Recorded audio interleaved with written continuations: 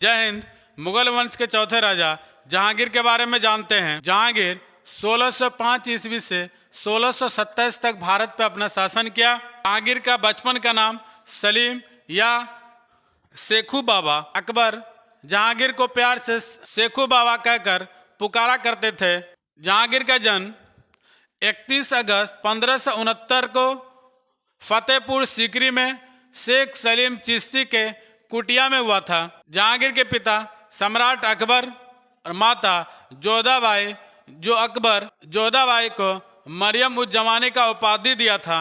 जहांगीर के शिक्षक अब्दुल रहीम खान खाना, जो अकबर के समय तुजुक बाबरी को फारसी भाषा में ट्रांसलेट किया था, वही अब्दुल रहीम खान खाना जो जहांगीर के शिक्षक थे। 1585 में जहांगीर पहला शादी करता है। मानबाई जो आमेर के भगवान दास की पुत्री और मान सिंह के बहन थी। जहांगीर जो है मानबाई को शाही बेगम की उपाधि दिया था। मानबाई और जहांगीर के बीच में एक पुत्र हुआ था जिसका नाम खुसरो मिर्जा था, जो जहांगीर के सबसे बड़ा पुत्र था। और 1586 में दूसरा शादी करता है जहांगीर जगत गोसाई से, जो मारवाड़ के उदय सिंह की पुत्री थी। उसमें एक पुत्र जिसका नाम खुर्रम, जो बाद में शाहजहां बना। अकबर को पुत्र या पुत्री नहीं हो रहा था। बहुत ही मिन्नत के साथ, दुआ के साथ जहांगीर हुआ। बहुत ही ऐशो आराम में पाला उसको। जहांगीर जो है बहुत ही अय्याश किस्म के राजा थे और ये खूबसूरत महिलाओं की तरफ बहुत जल्दी ही मोहित हो जाया करते थे।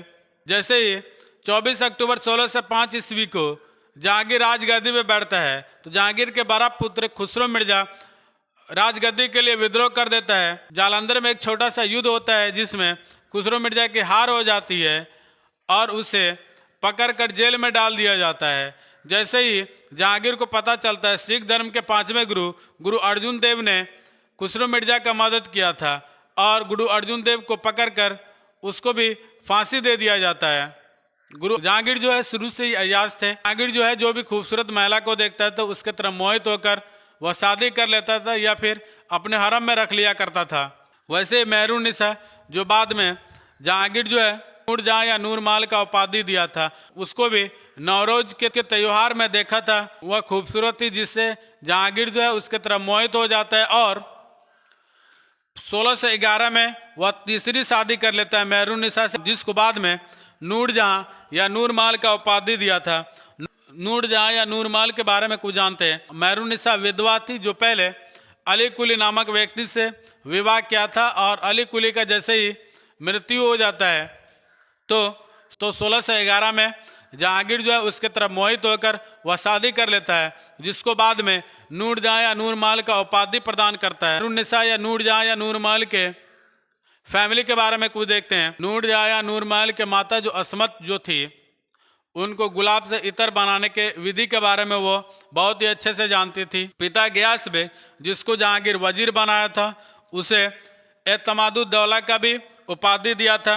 नूरजहां या नूरमहल के जो भाई जो थे आसफ खां, उनको खाने समा का उपाधि दिया था। जहांगीर जो है वो अपने अय्याशी में लगा हुआ था और पूरे राज्य का एडमिनिस्ट्रेटिव या प्रशासनिक व्यवस्था नूरजहां के जिम्मे सौंप दिया था, नूरजहां को दे दिया था। नूरजहां के निगरानी में हुआ करता था। नूरजहां या नूरमहल जो है एडमिनिस्ट्रेटिव या प्रशासनिक व्यवस्था को बहुत अच्छी तरीके से वो चलाना जानती थी, जिससे जहांगीर जो है पूरे एडमिनिस्ट्रेटिव डिपार्टमेंट, जो प्रशासनिक व्यवस्था जो है वह जो है नूरजहां को सौंप दिया था। जहांगीर का बैटल या लड़ाई अभियान के बारे में देखें। जहांगीर जो है बैटल क्षेत्र में ज़्यादा कुछ तो नहीं किया। अकबर के द्वारा जो क्षेत्र छूट गया था उस पर अपना अधिकार जमाने के लिए वह 1605 को मेवाड़ में एक अभियान होता है। मेवाड़ को अपने अधिकार में लाने के लिए 18 बार वह अटैक करता है। वह हर बार असफल होता है और 1605 को अमर सिंह जहांगीर के साथ वह संधि कर लेता है। जहांगीर जो अगला अभियान दक्षिण भारत अभियान शुरू करता है बीजापुर और अहमदनगर के बीच।